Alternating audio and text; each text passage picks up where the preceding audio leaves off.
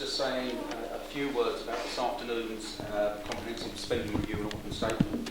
As it is always the case with events like this, with the budget, comprehensive spending review or autumn statement, the devil is in the detail, and we'll know more over the next few days. But I think it would be worth just giving some information on what we do know. The Chancellor did confirm that the main revenue support grant for local government will be phased out entirely over the course of the rest of this Parliament, something that I think we'd all concluded is going to happen. And he did give a little more clarity over the future of business rates. And I think it became clearer that our pessimism over our chances of getting to retain all the business rates that are raised in Thurrock was well founded. The Chancellor basically said that local government as a whole will eventually get all the business rates and that they will be used to offset those grant cuts that are coming further down the road. What that absolutely does not mean is that Thurrock will hold on to all the business rates that we collect. In fact, quite the contrary. It does mean that much of our business rate, as we suspected, will go to prop up those leafy councils, such as Brentwood, for instance, that don't collect much national domestic rates, or counties like Essex County Council or Surrey or Kent that don't collect any business rates at all. Then there was the announcement of the 2% adult social care precept. And again, the devil is in the detail.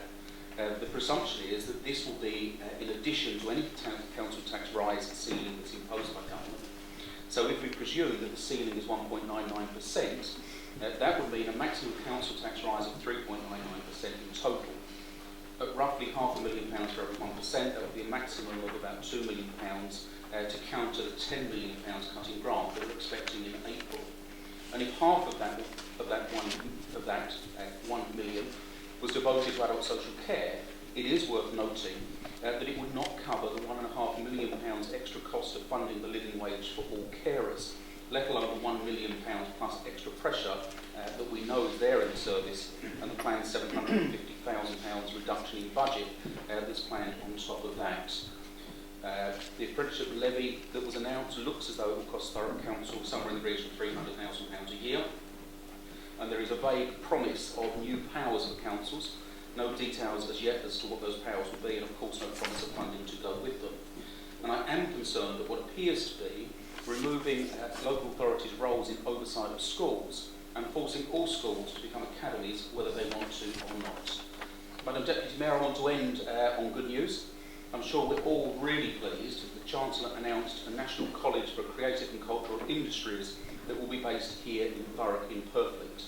Unfortunately, in the statement he said in Essex, not in Thurrock, but nonetheless, it's good news. Congratulations to them, and we should all welcome this endorsement of our role as a world-class centre of high-level creative industries and creative and cultural enterprises. As I said earlier, the devil will be in the detail. We'll have to wait and see exactly what the Chancellor has announced today as these things emerge.